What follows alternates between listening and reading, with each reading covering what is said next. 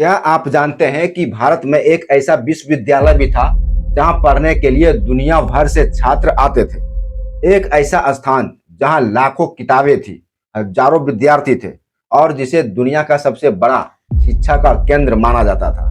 लेकिन आखिर ऐसा क्या हुआ कि यह महान विश्वविद्यालय इतिहास बनकर रह गया। आज हम जानेंगे नालंदा विश्वविद्यालय की पूरी कहानी, शुरुआत से लेकर इसके पतन तक। ठीक है, क्योंकि यह कहानी आपको गर्व भी महसूस कराएगी और हैरान भी कर देगी। देखिए, यही है नालंदा विश्वविद्यालय, जो काफी प्राचीन था। मतलब आज का नहीं, इसका इतिहास बहुत लंबा है। ठीक है, ये नालंदा विश्वविद्यालय सिर्फ विद्यालय ही नहीं था, बल्कि ज्ञान, संस्कृति और शिक्षा का सबसे बड़ा केंद्र था। नालंदा विश्वविद्यालय भारत के बिहार राज्य में स्थित है।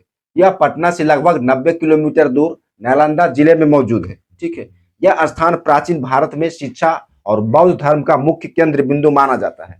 नालंदा विश्वविद्यालय की स्थापना लगभग 5वीं शताब्दी में गुप्त साम्राज्य के राजा कुमार गुप्त प्रथम के समय में हुई थी।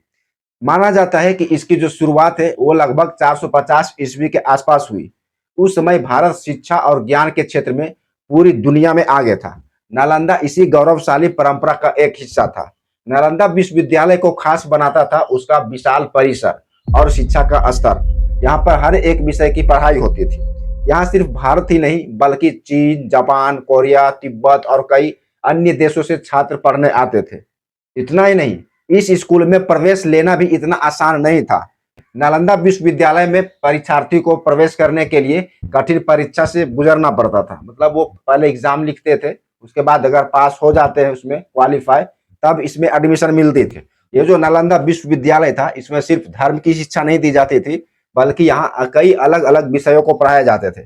जैसे कि गणित हो गया, भूगोल, विज्ञान, चिकित्सा, दर्शन शास्त्र, व्याकरण, राजनीतिक शास्त्र और बौद्ध धर्म का भी पढ़ाई होता था। ये जो विश्वविद्यालय था, एक तरह से प्राचीन समय का मल्टी डिसिप्लिनरी कॉलेज था। ठीक, नालंदा विश्वविद्यालय की लाइब्रेरी दुनिया की सबसे बड़ी लाइब्रेरी में से एक मानी जाती थी। कहा जाता है कि इसमें लाखों किताबें और हस्तलिखित ग्रंथ मौजूद थे। इसे 3 हिस्सों में बांटा गया। पहला हिस्सा था रत्न सागर, दूसरा था रत्नोदधि और तीसरा था रत्न रंजक। इतिहासकार के अनुसार यह माना जाता है कि यहाँ इतनी किताबें थी कि पूरा ज्ञान का खजाना, मतलब पूरा भंडार बोला जाता है, ज्ञान का भंडार। मतलब इतनी किताबों से भरी थी लाइब्रेरी, बहुत बड़ी बड़ी लाइब्रेरी थी इसमें। इतना ही नहीं, ये जो नालंदा विश्वविद्यालय था उसमें लगभग 10,000 प्लस स्टूडेंट्स पढ़ाई करते थे और करीब 2,000 शिक्षक थे इसमें पढ़ाने के लिए। उस वक्त पूरे वर्ल्ड में ये नालंदा विश्वविद्यालय काफी फेमस, विख्यात और अपने आप में एक बहुत बड़ा कॉलेज था।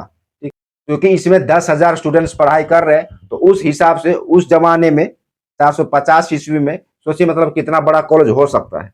अभी अगर किसी कॉलेज में 2,000 या 4,000 स्टूडेंट्स रहते हैं तो इतना बड़ा बिल्डिंगें बनी होती है, इतने बड़े ग्राउंड्स होते हैं, इतना पूरा फैसिलिटी होता है। तो सोचिए जरा उस जमाने में जब 10,000 स्टूडेंट्स के लिए मतलब व्यवस्था थी, रहने के लिए, खाने के लिए, पढ़ाई के लिए, तो उस वक्त का माहौल कैसा होगा नालंदा विश्वविद्यालय का, जो कि अपने आप में एक गौरवशाली स्कूल था। अब यहाँ एक सवाल यह उठता है कि आखिर इतना महान विश्वविद्यालय खत्म कैसे हो गया, यह भी जानना बहुत जरूरी है। तो देखिए, 12वीं शताब्दी में बख्तियार खिलजी ने भारत पर हमला किया। इसी दौरान नालंदा विश्वविद्यालय को भी नुकसान पहुंचाया गया था। कहा जाता है कि विश्वविद्यालय की लाइब्रेरी में आग लगा दी गई और जो कई महीनों तक जलती रही थी। लाखों किताबें नष्ट हो गई और उसमें एक भी ऐसा किताब नहीं बचा जो बच जाए। ठीक है, मतलब कि ऐसा आग लगाया गया उस लाइब्रेरी में, करीब 3 से 4 महीना तक वो लाइब्रेरी जलती रही, धुआंधार होते रहे। जरा सोचिए कितनी बड़ी लाइब्रेरी थी और कितना बड़ा स्कूल था। आज भी नालंदा विश्वविद्यालय के अवशेष जो है बिहार में मौजूद हैं। जैसे कि आप यहाँ देख सकते हैं, ये पूरा देखिए खंडहर हो गया, इसको अभी हम नालंदा खंडहर के नाम से जानते हैं। ठीक है, ये पूरा इसका जो उसका दीवार था कैसा हो गया, पूरा लाल ईंट। हालांकि अभी बिहार गवर्नमेंट के अंडर में है और उसके रख रखाव में, और यहाँ पे सिक्योरिटी गार्ड भी तैनात रहते हैं। और ये अभी भ्रमण के लिए खोल दिया गया है। यहाँ पर लोग आते हैं, घूमते हैं, देखते हैं और पुराने जमाने का स्कूल का आनंद लेते हैं, देखकर एहसास करते हैं कि उस वक्त कैसा रहा होगा ये नालंदा विश्वविद्यालय। अभी तो पूरा ढह गया इसका किला, पूरा खंडहर बन गया। यह जगह इतिहास प्रेमियों और पर्यटकों के लिए एक आकर्षण का केंद्र भी बना हुआ है। यहाँ तक कि यूनेस्को ने भी नालंदा के खंडहरों को विश्व धरोहर स्थल के रूप में मान्यता दी है। नालंदा विश्वविद्यालय सिर्फ एक इमारत नहीं था, बल्कि भारत की शिक्षा और ज्ञान की शक्ति का प्रतीक था। यह हमें याद दिलाता है कि भारत प्राचीन समय से ही ज्ञान की भूमि रहा है। देखिए, जो बख्तियार खिलजी था वो बिहार और बंगाल क्षेत्र पर अपना कब्जा जमाना चाहता था, मतलब शासन करना चाहता था। उस समय बड़े मठ और विश्वविद्यालय केवल शिक्षा के केंद्र नहीं थे, बल्कि सामाजिक और आर्थिक रूप से भी महत्वपूर्ण थे। नालंदा एक प्रसिद्ध बौद्ध भिक्षु केंद्र भी था, क्योंकि कई बौद्ध भिक्षु आज भी वहां भ्रमण के लिए आते हैं और वहां पर रहते भी हैं। ठीक है, कई इतिहासकार मानते हैं कि उस दौर में आक्रमणकारी सेनाएं धार्मिक और सांस्कृतिक संस्थानों को भी निशाना बनाती थी। उसी में इस नालंदा विश्वविद्यालय को भी टारगेट में लेकर जला दिया। तो आई होप दोस्तों आपको समझ में आ गया होगा कि नालंदा विश्वविद्यालय का इतिहास क्या था और यहाँ पर कैसी पढ़ाई होती थी। ठीक है, मिलेंगे एक नेक्स्ट वीडियो में। वीडियो पसंद आई हो तो एक लाइक करें और चैनल सब्सक्राइब जरूर करें, ताकि आने वाले वीडियो आप तक पहुंच सके। मिलते हैं अगले वीडियो में। धन्यवाद। जय हिंद।